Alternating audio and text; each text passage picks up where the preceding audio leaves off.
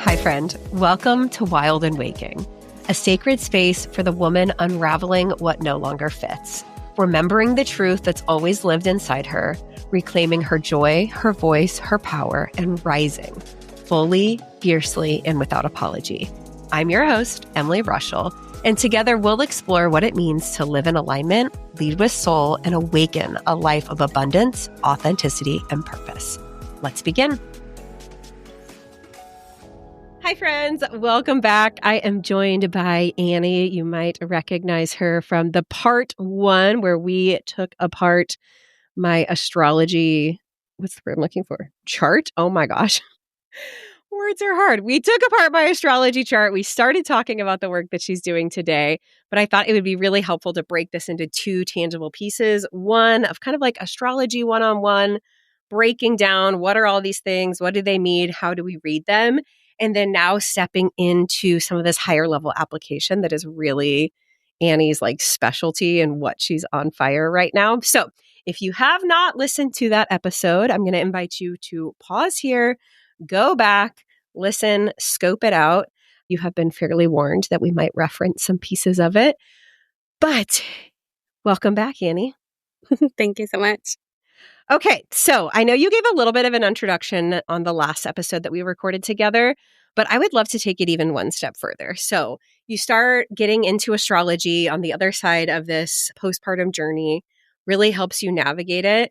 Can you tell us more about, when you really started diving deeper? I know you put the pieces together between like energy healing and astrology. What's the intersection between them?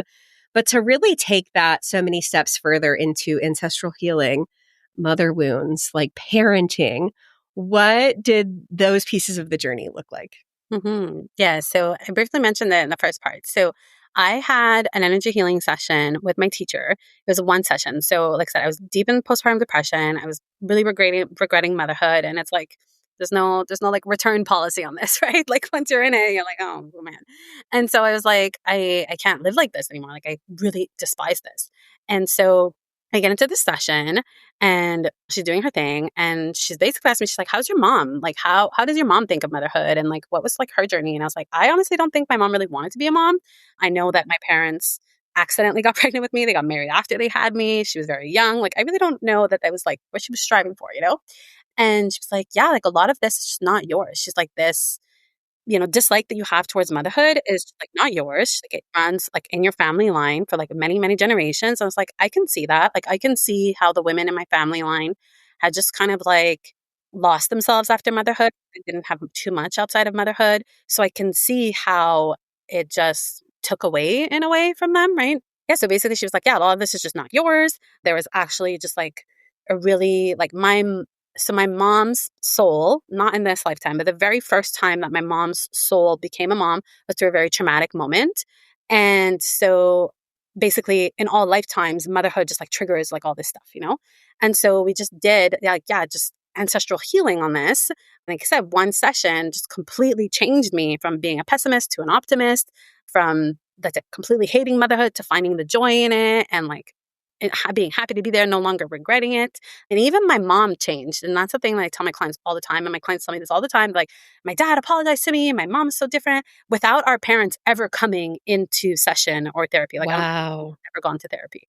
But it's like me releasing all of that for our family line has really changed her. Like, she's a completely different person as a grandma. Like, she's very nurturing. She even says like, I love you. She never said I love you when I was growing up.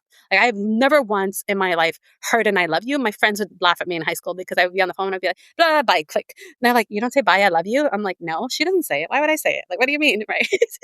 But yeah, now she says, bye, I love you, or whatever. So it's like, she's really changed. And so I think that's when it like, just like opened my eyes. And I had been in therapy at this point for like a decade. Like, I have a first house stellium. So I have a cluster of planets in my first house. It's all in Capricorn.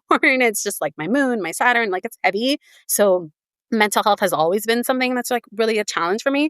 I had been in therapy my whole 20s and like, yeah, it helped a little bit to bring awareness. But after a while, I was like, I would leave therapy and I was like, okay, see you same time next week to talk about how my mom wounds again. Like, woo. Then I would Yes. like leave there feeling worse. Like at first it was amazing because it was like, oh my God, this is why I'm this way. Like my mom's wounds are affecting me. Like the awareness was amazing. But after a while, like I was like, okay, some more mom shit. Woohoo. Yeah. And I would feel heavier, you know? So it's like energy healing was literally like instant. Like I'm telling you, like one session literally changed me. So, I mean, yeah, it's just been like a love affair since then. And so it's like energy healing. It's really, people are like aren't as familiar with it. It's just like the work that I do is very similar to talk therapy, but then, yeah, we have visualizations and things to actually like, let's say, pull the emotions out of our body to like rewire our thought patterns and create new like neural grooves and things like that. I love that you bring this up because over the years, I myself kind of started my therapy journey in what was it, 21, 22. And it was so powerful. But again, it got to the point where even my therapist was like, I don't feel like you need to be here. I feel like you have friends that you could talk about this with. But I knew that there was so much more. And the more I started diving into different modalities and kind of going down different rabbit holes based on people I was connected to, it was like, oh. And so now I see, women who are like, I've been in therapy for years and it's not helpful, but I don't feel like I'm getting anywhere new. So it like has this very specific time and place and can be like such a great entry point. But I don't know. I mean, we're just now starting to destigmatize therapy and mental health conversations on a broader scale. But for the women who have done that work and are feeling stagnant, like there is so much more. And so I'm interested when you're working with your clients, when you're talking about doing ancestral healing work or generational healing work, you mentioned visualizations, things like that. Is that like going into past life regressions, Akashic records type stuff? Or is this like, what does that show up like in your work? Yeah. So it can be past lives. So yeah, it really just depends. So I do work with past lives. Sometimes things will stem from that. So give you another example. After my daughter was born, I started being like paranoid of house fires. Okay. I've never in my life experienced a house fire, like no clue where this fear came from. It was literally out of the blue. It would wake me up at night. I was like double check things. I would leave my house. I'd have to come back. Like, did I leave the curling iron on? Like it was really like debilitating anxiety wise. And so again, with like my teacher and going, I realized that I had past life connections with my daughter and where I had actually passed in a past life because of a house fire trying to save her. So this life reactivated all those fears, so that's it. Sometimes like I would say to people, if you have like an unexplained phobia, like it's a past life thing, like for sure. That's where it stems from. So sometimes we do past life stuff. So that's it. We do need to go into like Akashic records and that's it. Pull the emotions from our bodies and things like that. Because what happens is basically, I like to explain the brain as like it's like a catalog. Okay, like humans, our brain wants to work like less hard, and so what it does is it creates this catalog almost of just like important moments and things that it can like clue itself into, right? That like, okay, well, A plus B equals C. And so that's it. That's what happens is oftentimes it's not exactly A plus B, but it's kind of the same thing. So then that's where your soul and your brain, it operates from all this subconscious programming. But that's the thing, these catalogs, they can start in a past life. So that's it. Sometimes soul will be like, or your brain, actually, it's not really soul. It's your brain. Your brain is like, oh, this is similar, but that's it. It was not from this life. It was from a past life. So sometimes I do past life work when it's kind of something like that. Almost of the time, a lot of my work really has to do with this life and just pulling emotions out of our body and that's a thing also that traditional therapy misses because a lot of us are very like, we can intellectualize, our stuff. You could be like, I know why I'm this way because my mom did this, and it's like, you can tell you, I'm like, wow, it's such amazing awareness. And I'm like, what? Like, and I didn't realize that not everybody is self-aware like that. Mm-hmm. But so that's it. We can intellectualize it, but just intellectualizing the feelings doesn't actually pull it out from your body. So emotions actually have organs that they like to hang around with. So this is like a traditional Chinese medicine principle.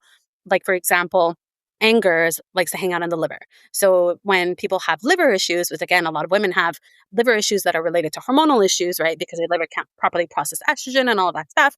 But it's because we're so freaking angry and we're biting our tongue all the time and like keeping it in and all that anger is hanging out there.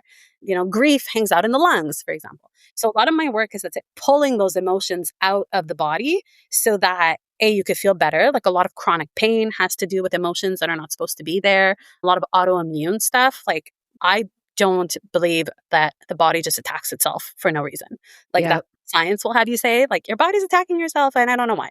I don't believe that that's true. I think your body knows that these emotions and these memories aren't supposed to be there in your fascia and in whatever, this organ is. So it's quite literally being like, "Brr, brr, red flag, hello, hello." And then here we are being like, my body's attacking itself and I'm going to take like medication for it rather than getting to the root cause of it, right? Which is like, no, your body is sounding the alarm. So that's a Yeah. lot of my work and really reprocessing our inner thoughts, like a lot like, oh my God, it's like I really believe that our inner dialogue is just like developed from what we hear, and that's a lot from our parents and especially from like that 0 to 7 age period where your subconscious is being formed. So it's really undoing that, right? It's undoing these projections and these things that have become belief systems for us, but they don't need to be those belief systems in the way that we operate, right? So it's kind of like I get people out of like their default operating mode and align them with like their soul operating mode. Right. So, how do we use astrology as a tool to understand some of these operating modes or like karmic choices or patterns that we're meant to break? Yeah. So that's what we were talking about. So the main ones of wounding. So I'm always looking at that's like Chiron, like what's your biggest wound, right? Because that shows up in just so many ways. Most of the time, that's how people hold themselves back. They don't want to like do the thing. Oftentimes has to do with their Chiron wounding. Then we look at the maternal line stuff has to do with the moon. So I always look at the moon for maternal line healing.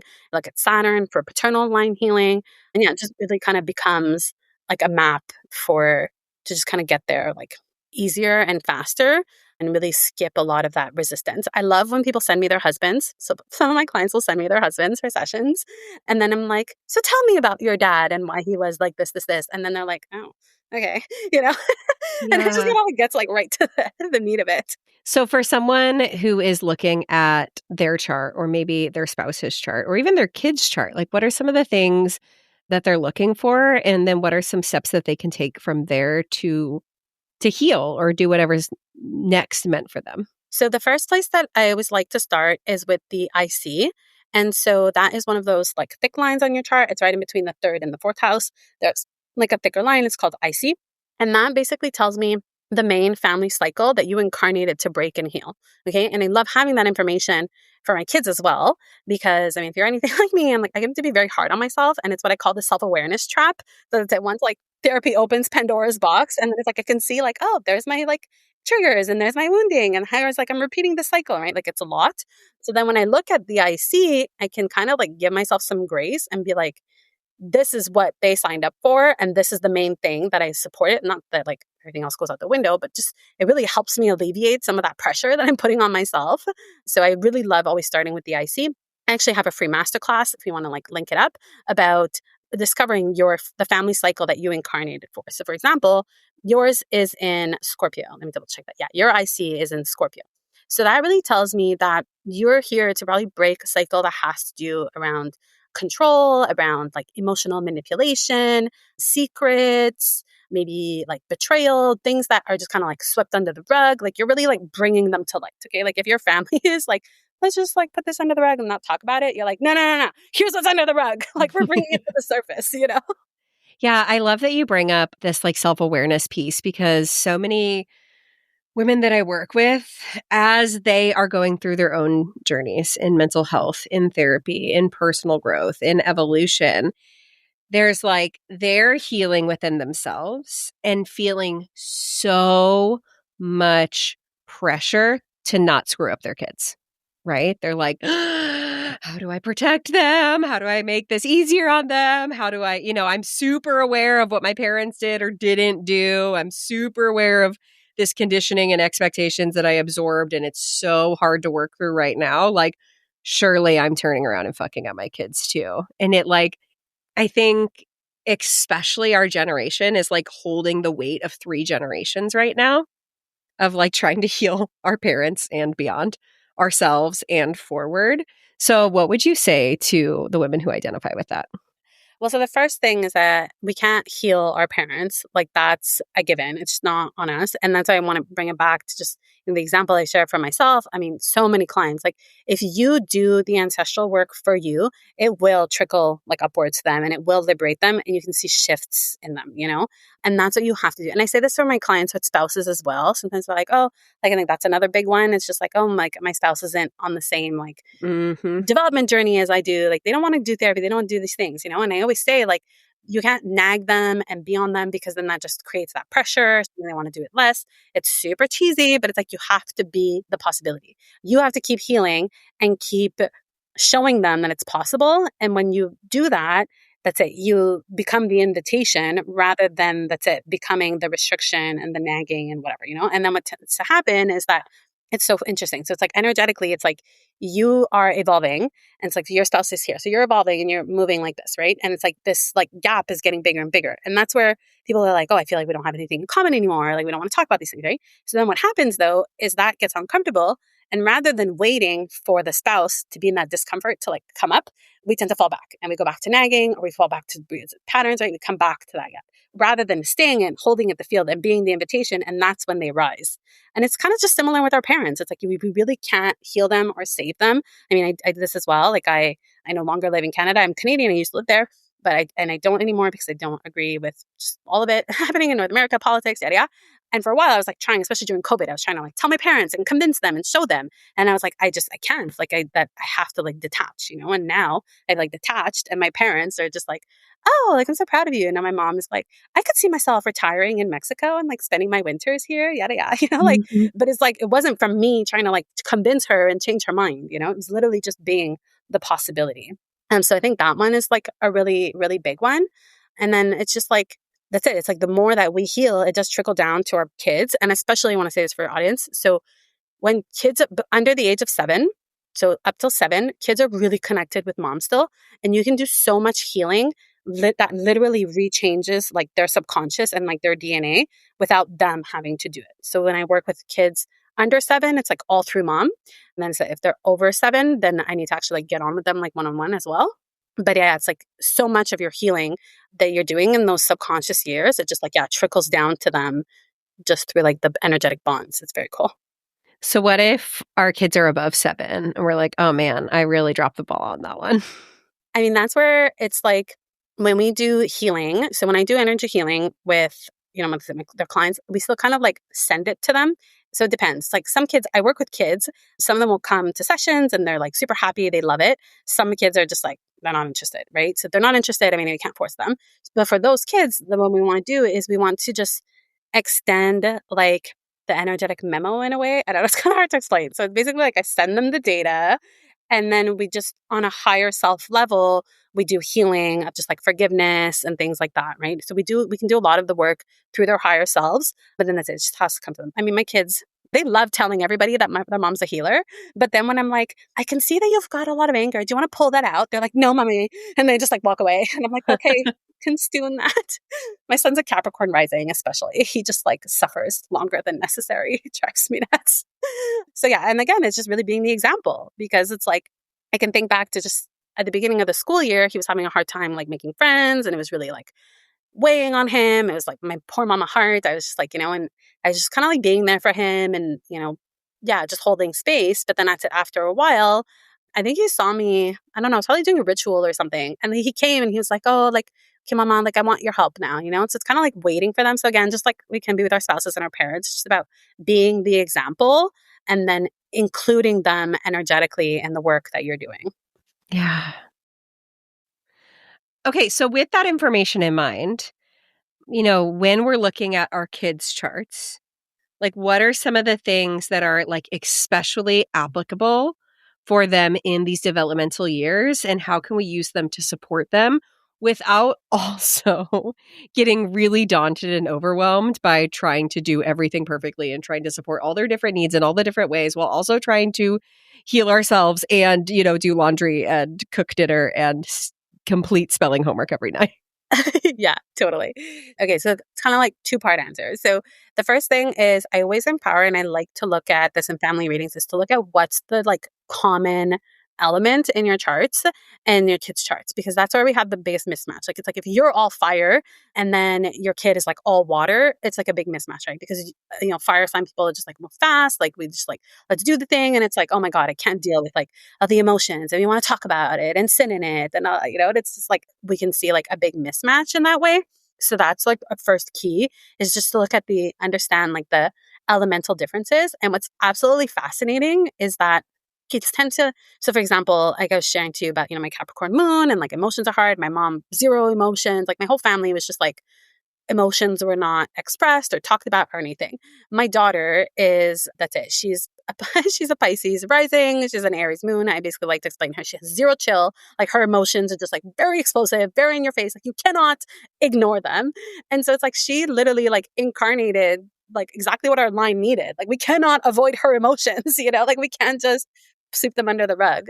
So that's always a really good clue, is to look at, that's it, what are like the dominant elements, and really reframing that, because that's it where it's really challenging, because it's like, yeah, our whole family line just didn't do emotions. So it's really challenging to have a really emotionally like charged person, right? By realizing that that's literally what our line needed. It's that like medicine, so reframing it in that way is really helpful.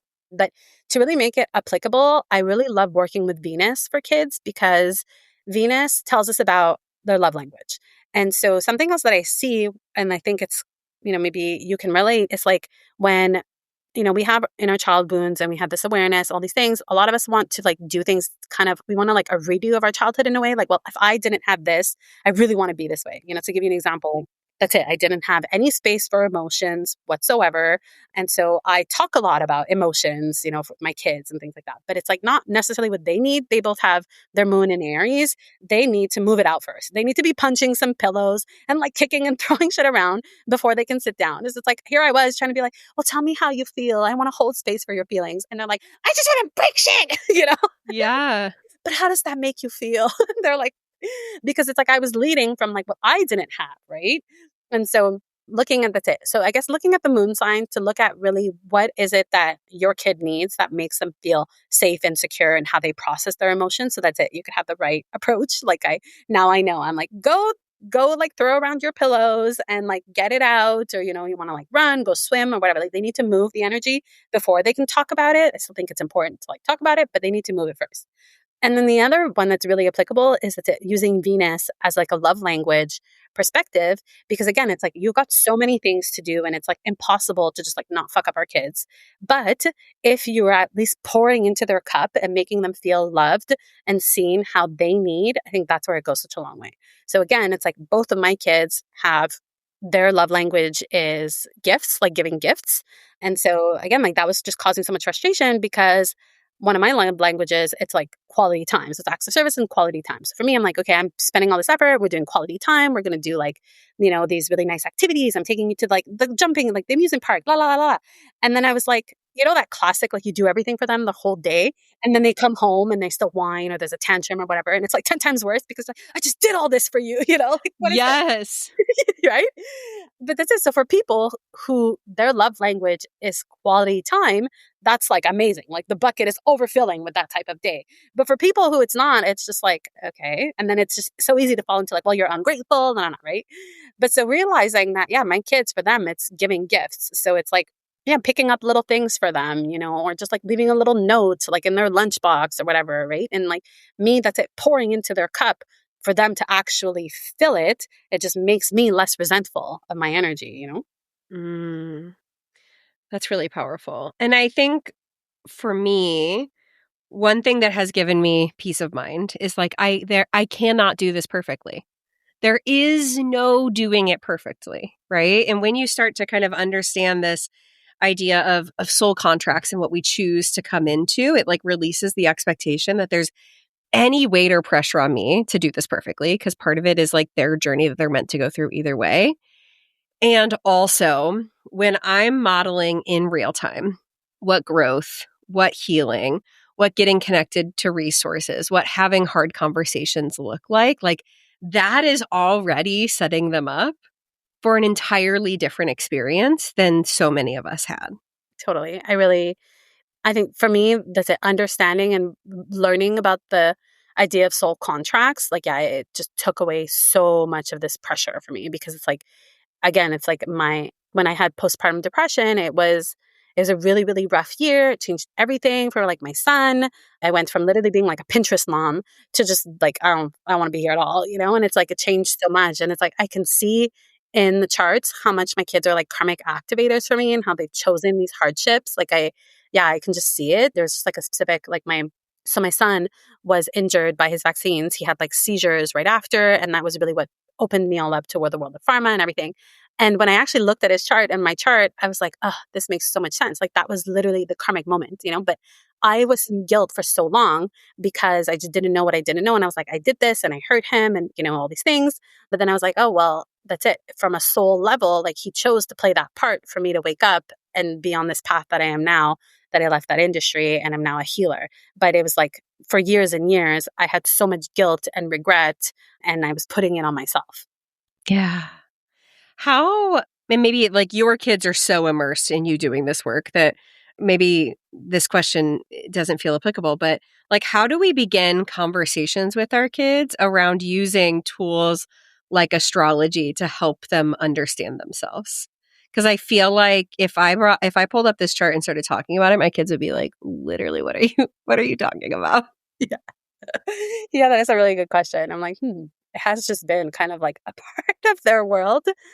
I would probably frame it as just like, oh, well, I know that you process information differently than I do, for example. You know, like, so that's where, so I would be looking at like Mercury, for example. That's another big one that gave me a really big clue. So my son has his Mercury in Capricorn. He's a very like literal kind of speaker. And I realized I was like, I speak a lot in like metaphors and things like that. And sometimes we just like don't see eye to eye. So when I realized that, I was like, I need to like slow down on the metaphors here, you know? So that's Yeah. kind of maybe how I would bring it. Of just like, you don't have to say it's astrology, but you could just say like, oh, well, I know that like, yeah, you process information really quickly, but like you, for example, you're like a really visual learner. We need to like draw it all out, you know? And then maybe they would be like, well, how did you know that, mom? And then it would like open the conversation maybe, you know? So it's like, Hmm. I've kind of just like drop the knowledge and like share maybe why you're doing things differently without being like, I learned from astrology that blah, blah, blah, blah. You know what I mean? Like, again, it's like, Yeah. just live it, like just be it, you know? Oh, I love the way this all sounds in theory. And then I'm also just even thinking about an interaction we had last night, which was mostly fueled by hunger. It always is, right?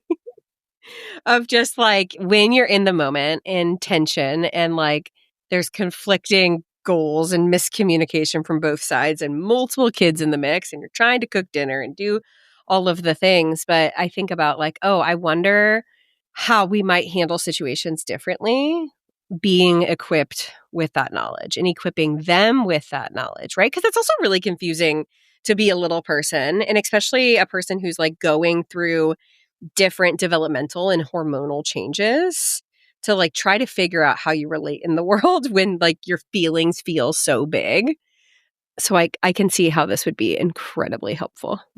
Yeah. But so the caveat to that is that I think with this level of knowledge, so it wouldn't be in the moment when they say everybody's hangry and it's like all the requests are feeling it. But to give you an example with that, like my kids have a lot of fire energy in their chart.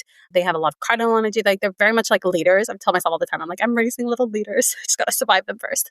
But so having Yeah. that lens, it shows me that they need a lot of autonomy and a lot of choice. So like dinner time battles has always just like been a thing because it's my kids don't like being told what to do. I'm like, would you like to be told what you have to eat 3 fucking times a day? Like you don't get to choose, right? So I realized that I was like, oh man, that's it. They have a lot of this leadership and energy. They need a lot of autonomy. So I started including them in my meal planning and I basically like forced them to choose a meal. I was like, you have to choose like what I'm making for this week. Like, what is your one meal and including them as a part of that conversation. So that's it. So it's like I took the chart insights of knowing that they're both leaders and they need a lot of choice. So that's it. I've like rejigged my approach overall to like make them feel more a part of this. So, I mean, it's not foolproof. Sometimes they change their mind, little buggers. But it's still like just like less of those like tensions over food all the time because they don't like being told what to do, what to eat. So at least I've given them choice and they feel a part of it and then they feel involved, right? Which is really important for kids who are like, yeah, really like leadership coded. Like these are the kids that get labeled as like, what is it now? It's like PDA, right? Like they don't like demand avoidance and all that. And I'm like, is that really demand avoidance? Or I'm like, no, you just got a lot of cardinal leadership energy in your chart and you don't really like being told what to do, you know? Yeah.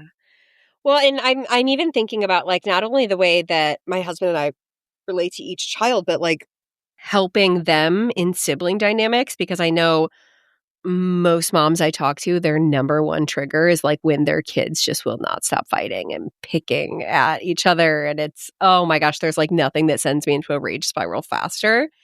And so, trying to understand how each of them operate and then what that can look like in relationship to each other. Do you have any specific like tools or things to look out for when you're talking about like relational astrology, whether in siblings, in marriages, in, parent child dynamics or beyond?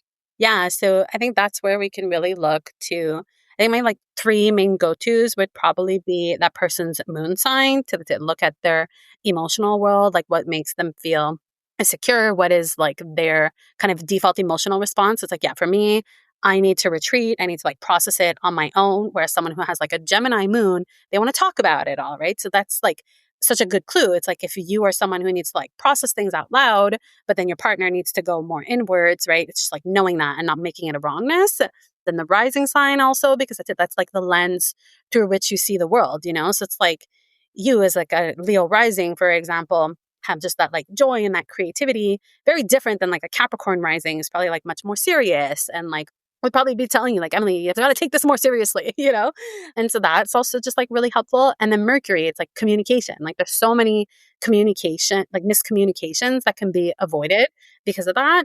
I'm actually really like looking forward to my kids being older so I could share all of this stuff because it's like my daughter is a Pisces rising. She's very emotional, a very little like energetic sponge. My son is like a Capricorn rising. He's like the opposite, very literal, almost like very serious, you know, and that's it. He even thinks his sister is just like very dramatic. So I can't wait for him to grasp that, to be able to be like, well, she's not dramatic. She's just like feeling all the energy. And she is like, I wonder if it's the same for you. Like Pisces, when you have someone with Pisces, like they're attuned to like everybody. They're probably the one who gets sick most, who like comes home from like they crash out after events, you have more tantrums and things like that. It's because they've been picking up the emotions and the energy of everybody the whole time. Right. So then afterwards, it's just like it's an explosion. Yeah. Well, and helping them understand each other's needs. Like we've even said that, like, she just needs a minute. Like you need to recognize when to walk away. And that's a really big thing to like not only cultivate awareness within your own operating system, but the people in your relationship with. And that there like has to be a middle ground in that. But like to some extent, if you're continuing to like try to hash this out in the moment with a person who like physically needs space, like we're not getting anywhere. Exactly. Yeah, that's exactly it. Yeah. I mean, moms tell me all the time. They're like, oh my God, I wasn't expecting this. They're like, I bought your course for my kids, but it's changed everything with my husband. Like, I see him so much better now. And that's it. Seeing his like thinking patterns and the way that he needs to be like spoken to. You know, it's like, I always say, like, I think an effective communicator isn't about necessarily how you say your message. It's like if you're able to say it, how the person hears it, you know? And like that's what's like really key because it's that most people communicate for themselves. They don't think of like who's actually on the receiving end of it, right? So Right. Okay, this may not be your expertise, so feel free to just tell me you don't want to talk about it. But what are some of the overlaps or differences between human design and astrology, for example? Because the way that we're talking about this, like a few years ago, I did kind of do this human design exploration for my kids. Not that I've like committed it enough to memory to continue using it, but I'm just curious, like where or are there overlaps? yeah, I definitely think that there are overlaps for sure. Like I know that they use, you know, like the planets are kind of all like similar. They use the same planets and all that. I think it's just like where it just gets different. I feel like, I don't know. I read this one girl, she was saying how like astrology is kind of like the blueprint and then like human design will just help you really like apply it, you know? Mm, Which I think astrology can also really help you apply it. But yeah, I wouldn't really know more else of how where they overlap. Like for me, it's just like again, it's like human design. It's just like another lens of like that permission, that understanding why I was, you know, made the way that I am. Like my chart is very, very open. I have like two centers that are like colored in. So again, that just adds to like why I'm an empath, right? You know, I can feel everybody's energy. But again, I can just find that information in my chart. I'm like, I know I'm an empath. I'm like, that's where it says it right in my chart, you know? So I don't know. Yeah, maybe that's why it's like for me, it just feels like another whole other thing to like add in. It for sure is. And I think it's, goes back to like you find what works for you and explore in the way that resonates, but ultimately, take what works and move forward. Annie, thank you so much for joining us here today. I would love for you to share more about, what you have coming together in your world, how people can get connected to working with you and all of the different capacities that you have available related to anything that we talked about today and more. Yeah, amazing. So my website is anniebertrand.com. It's astrology with Annie across social media. And my main offering, so I do family readings where I will look at all of you and your family, so parents and children. So that's it, to look at what are the karmic cycles that you're all breaking together so that, again, you can focus on the right ones, not be like, I got to save it all. And then that's it, really understand like what are the karmic like cycles at play and why that's it. Why do certain people trigger each other? Sometimes they've got past life stuff, right? All of that comes up in our family readings. So I do those one-on-one on Zoom. And then I also have my Ancestral Astrology course, which is more of like, okay, well, the reading kind of gives you the healing map. And then the astrology course is like, how do I actually do this, right? Because it's like helps you start learning to read the charts, every single placement. So that's it. What do they actually, like, what does this mean about them? What do they actually need? And the course also has that ancestral healing component because it really becomes like, yeah, a giant liberation for yourself. So there's guided ancestral healings through that. And there's every single module has an exercise as well to go deeper and really decondition ourselves, right? So those are my main kind of offers. And then, yeah, I do healer blueprint readings as well. So, yeah, the women who feel like they're meant for more or that's it, they're already a healer, but they're not like, is this really it? Am I doing it? Am I not? Then I really love activating people on their path because in 2026, I will be teaching my ancestral astrology framework for other healers and astrologers to, let's say, put the dots together the way that I do to really help liberate family lines. I love it. I love it. Okay, Annie, last question I ask everyone who comes on the podcast. What does growth look like for you in this season? So, yeah, so growth looks like for me right now, it's that identity piece. So I'm in a period of rebuilding. So like 2021 to 2023, I like manifested everything that I like wanted. It all came forward, but I wasn't the person to hold it. So then I like lost it Mm, all from 2024 to 2025. So now I'm really, that's it, calibrating my identity to be the person who can hold it all. mm. So what does that look like? So yeah, it's a lot of deconditioning of my thought patterns. My biggest one is that Capricorn moon. Gotta reel her in to just focus on the opportunities and yeah, just have like just that more positive, like what if this all works out, right? Like not always focusing on how this is going to happen. Like this is all going to go bad and yada yada. It's like honestly, my biggest thing is undoing that, like waiting for the shoe to drop because the shoe fucking dropped. Mm, So I've got to like undo those thought patterns and really get like, yeah, get out of that freeze response when I'm like, the shoe's going to drop. I feel like there's so many people who relate to that, who are like, can see the vision, can hold the vision, and are also really kind of captivated by what whether you call it limiting beliefs, self-sabotage, like, getting really rooted and stuck in those, maybe potentially intergenerational or past life kind of patterns. I know that's something a lot of women in this community are diving into of like, okay, but why am I stuck? Because I've done the mindset work. I've read the personal growth books. I know theoretically, just do it and it will all be fine. But also sometimes it doesn't feel that way. So why? And then how do we move through that? Yeah. And I mean, that's another like really great place where astrology comes in because to give you just like a really silly example. So I kept, for the past 2 years, I kept launching at my birthday because like the gurus are like, do a birthday thing, right? Like 48-hour flash sale. Like, you know what I'm talking about, right? Like, it's my birthday. Da, da, da. And I like love my birthday. So I was like, great, I got that energy. And every single year, like stuff in my personal life, which has become a total shit show, it would like derail me off my launch. I couldn't like fully show up. And I'm like, of course. I'm like, for me, it's like Aries season is in my fourth house. It's all family shit and like those conditioning, the roots, like this deep ancestral stuff. And so then this year, because I've been doing a lot of work though. So I didn't pull myself off, but I just delayed it into April, and which is fifth house season for me. And I had like the best launch ever. And I was like, oh my God. So these past 2 years, I've been thinking that like I suck at business and I'm a failure. But no, it was just a timing thing. It was literally just timing. It's just like the astrology of the timing. So I realized that. And I was like, man, I've been hard on myself for these 2 years with these like failed launches, but it was just not the right time. So now I'm done. I'm not doing a birthday thing. My big season is. And what I hear from that is like, oh, the gurus, someone else told me this would be a really great thing. And astrology can be a tool for like figuring out what makes sense for you and leaning into your intuition and like what makes sense for your flow in business and life and beyond. Because we have no shortage of people telling us how to be, how to show up, how to do business, how to do life, how to do motherhood.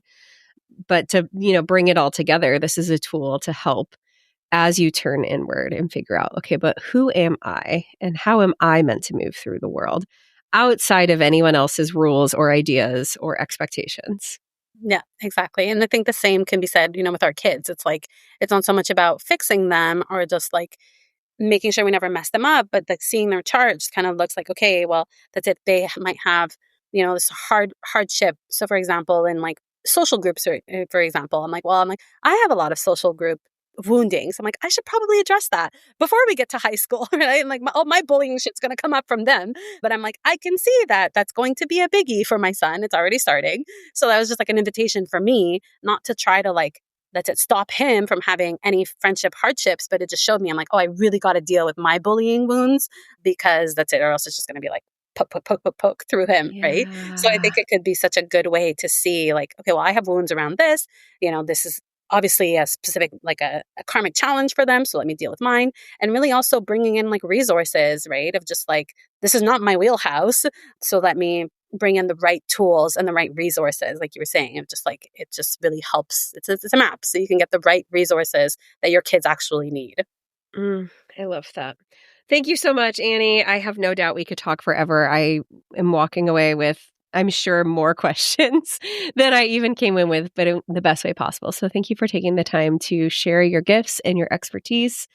I know that this is new for a lot of women in this community, and so I'm excited to see where the conversations go from here.